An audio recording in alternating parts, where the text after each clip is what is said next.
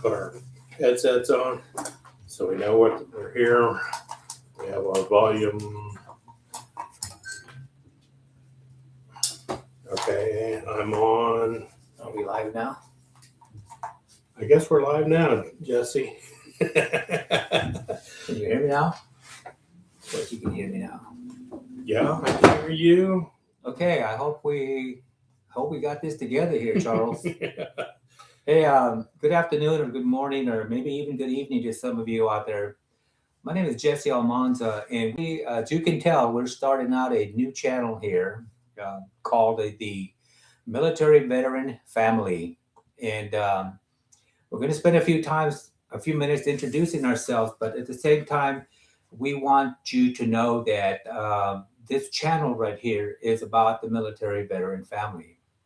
And the reason why we feel that this is an important channel to kind of bring to you is because, you know, sometimes people have a tendency of identifying just the veteran themselves, but needless to say, there's a lot more connected to the military veteran family. So we are not affiliated in any way, shape, or form with the Veterans Administration. We don't work for them. They don't work for us. Actually, they do work for us. Yeah, They work for every single one of us, supposed believe to. it or not. But we do have an affiliation with an organization called Gulf War Era Veterans Incorporated, and we'll talk a little bit about them later on while we go through this show and channel and stuff, and we'll give you some insight on that. Tell them who you are. And now I need to tell you who I am because Charles here just can't wait till I read my script. Anyway, my name is Jesse Almanza. I am a retired United States Marine Corps gunnery sergeant, and I have been living in California for most of my career in the Marine Corps and even out of the Marine Corps. Recently relocated, my wife and I, we relocated to North Carolina. And we're up in the Winston-Salem area, otherwise known as the Triad. We started this channel here in hopes of getting a lot of veterans out there to kind of really discuss a lot of things about veteran and veteran family stuff. I spent 23 years in the Marine Corps, got into corporate America after I retired, had 4 or 5 different jobs along the way, and we're gonna talk a little bit more about that as we move forward with our channel here. So I'm going to let Charles introduce himself and give you a little bit about him. And of course, we're not done with introductions.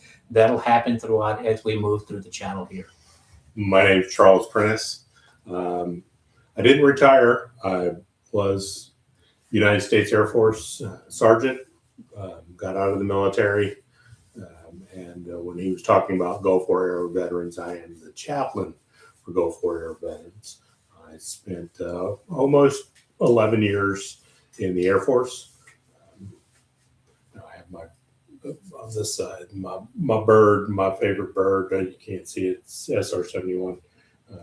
Was able to work SR-71 U2. I'm not as tough and fancy as Gunny is, but he's a Marine. I'm Chair Force, laid back, easygoing. That's pretty much me. Yeah. And we've got the subscribe, like, and share to help move this channel forward. So you got to remember that. Yeah, do subscribe to the channel. Just so you'll know, this is our very first show here, and we intend to make it a lot better than this. But you know, I've always been told in the Marine Corps is that you improvise and you adapt and you just move forward with whatever you have, and that's what we intend to do here. And I just want to kind of first and foremost give you a statement of our mission statement as to the purpose as to why we're actually doing this channel right here. It's because we're honoring individuals, all of our individual services. We want to share stories about what's been going on with people, maybe while you were thinking about getting into the military, while you were in, when you got in, what experiences did you have? What was it that made you go in? We want to share stories like that amongst each other. And we all need to understand that we didn't join because we wanted to join, but I don't know. There's a story from back in the days when I'm talking the Vietnam era, maybe even past that, when I used to hear stories that the recruiters would come around and say, "Hey, the judge is telling you that you're going to join the military or you're going to go to jail. So follow me." And I think that was a recruitment process that used to take place back in the day. Now I can't confirm that, but it is a story that that I'll bring out because it's something that I've heard along the way and stuff. So also this channel is dedicated basically to fostering meaningful dialogue among all of those who have served. And it's hard to understand that when we talk about a veteran, we always think that we're just talking about the veteran themselves. But we need to understand too that we've had family members, brothers, sisters, moms, dads. They all went through what we went through, and because of that, it's one of these things to where we want to make sure that everybody understands that this is inclusive to the military veteran family. We've made sacrifices in life. We've dedicated our life to many things, and we want to build that a little bit more as we move along and stuff. And like I was saying a while ago, that behind every service members, which like myself, Charles, and those of you who have served in the military, there is a strong family, believe it or not. And those who have gone through the same sacrifices as you have, they may not have been serving where you are serving at, but they've had to stay home, they've had to take care of the family, they had to take care of the children, and kind of take care of everything else along the way. Just like during the wars when the men were out fighting and the women were out loading bullets, making armory, doing all kinds of stuff. They were also contributing to what's called the military veteran family and stuff. So we have a lot to talk about. We have a lot to discuss. We want to make sure that you understand that you're not alone. If you think that you're a veteran that's out there and that you have no other veterans to work with you or to talk to or whatever, understand and know that there's currently 15.8 million veterans out nationwide. And the reason I say that is because it's one of these things to where we want to make sure that everybody understands that there's a lot of us out there. And I'm gonna tell you, I say 15 million because that's a number that pops into my head. But I tend to say that there's probably 3 or 4 more million that are out there as well too. So we are a big population of veterans, and with each veteran that's out there, there's a story worth hearing and worth honoring, and not only for the veterans but for the families as well too.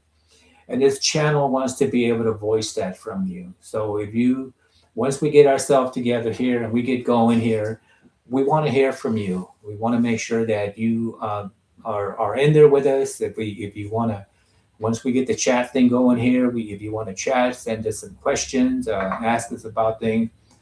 We will be covering a ton of information.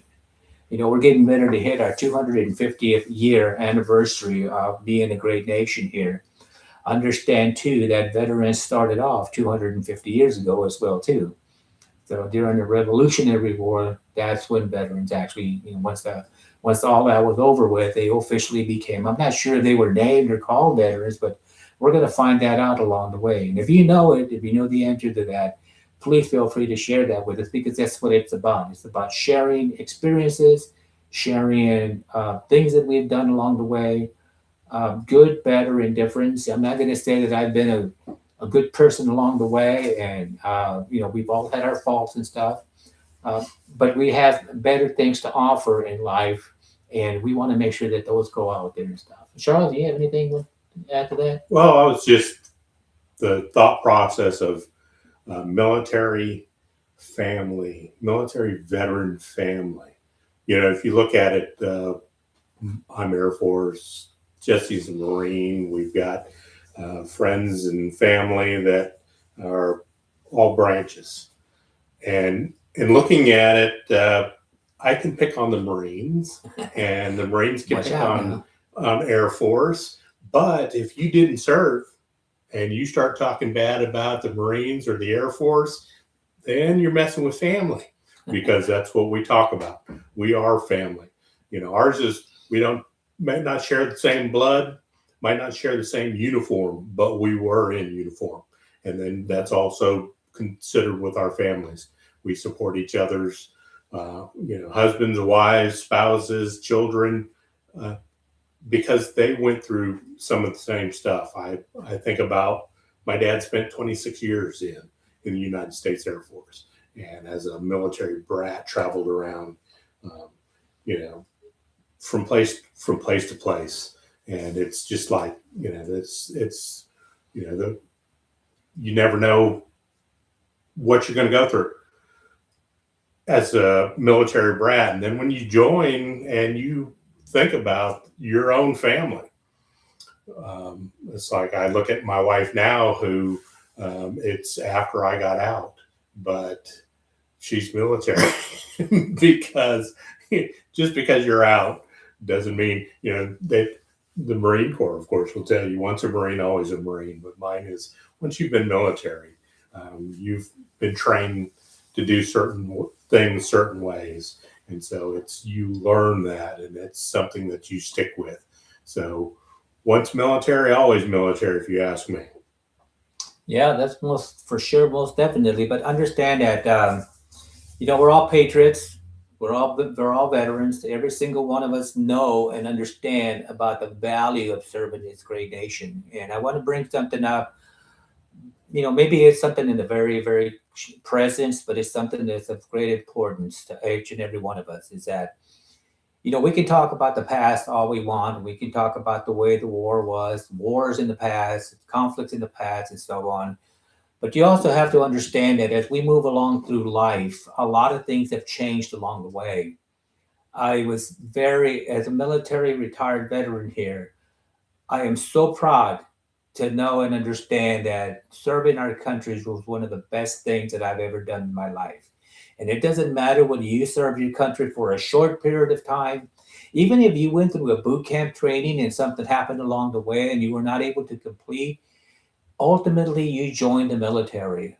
Ultimately, you agreed to serve this great nation and stuff. So it doesn't matter the duration of time that you were in. And what I'm referring to is the technology that we have nowadays. I can remember when I was in Desert Storm and I went through the going through the desert with our log trains and stuff, and the equipment that we had, the GPSs was probably as wide as big as my laptop back basically. I mean, those things were not good at all in any way, shape, or form. But the technology that they've used over the past few days, and by the way, God is good. God is good. All the time. Very, very fair statement that service member did while they were transmitting rescue missions and stuff. And that was so enlightening to know that we have a great God that really, really, really is there to protect us and stuff. But the technology in general, the way things, the operations, the saving of the lives of service members. When back in the day, service members, you'll be hitting the lands and the shores of Normandy or any of this other stuff, and it was a 50-50, and maybe even more or less than that was happening and going on and stuff. So the casualty rates is what I'm talking about. But I am so proud of this nation. I am so proud to be a veteran. And I know that you may have put it in the back burner for a while in your lifetime as far as being a veteran and serving your country. But I believe that we always have it in front of us, regardless as to how many years have gone by. We always know that we've done a good thing for our nations and will continue to go.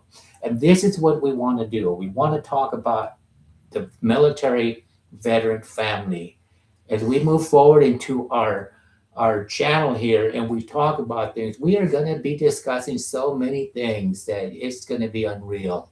We're going to be going into closets, and we're going to break out those skeletons of things that we've done in the past, and the good, the bad, and the ugly, and all this other good stuff. Because here's the thing. We have to leave some sort of a legacy behind to our children, our grandchildren, even though they may never ask. But if you don't tell them, they'll never know. So we want to make sure that that's brought up. And please feel free. This is a total, two-way street here. We want to hear from you. We want to make sure that we have ample time to speak with each and every one of you as we move along. We're not quite sure exactly as to how many channels or how many episodes we'll move on with, but we're going to try to stay on as much as possible and move on with the show. We wanted to do an introduction today just to let you know that we are in existence, mainly because we wanted to know what the hell we were doing here with all the technical equipment and stuff.